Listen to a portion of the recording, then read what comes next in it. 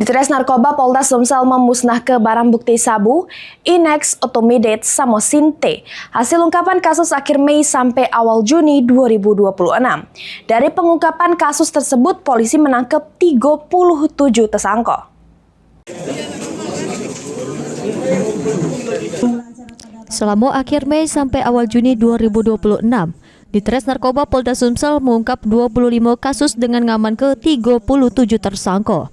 Total barang bukti yang disita ialah sabu 2,9 kilo, 1072 butir Inex, 146 ml Etomidate serta Sinte, 172,35 ml.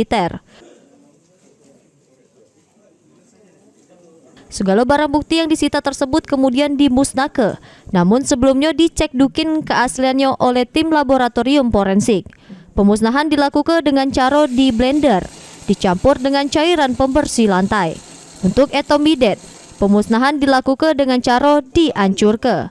Polisi menyebut segala barang bukti tersebut bernilai 2,94 miliar, serta berhasil menyelamatkan 34.252 jiwa.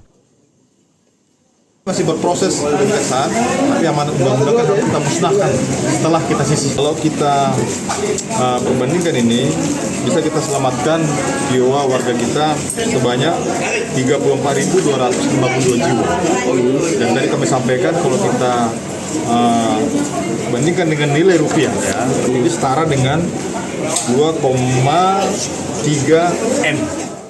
Segala barang bukti yang dimusnahkan merupakan hasil ungkap kasus di Palembang, Prabu Muli, Ogan Ilir, Muaro Enim, Baju Asin, Muba, Muratara, Oki, serta Lubuk Linggau. Mulyadi, PAL TV.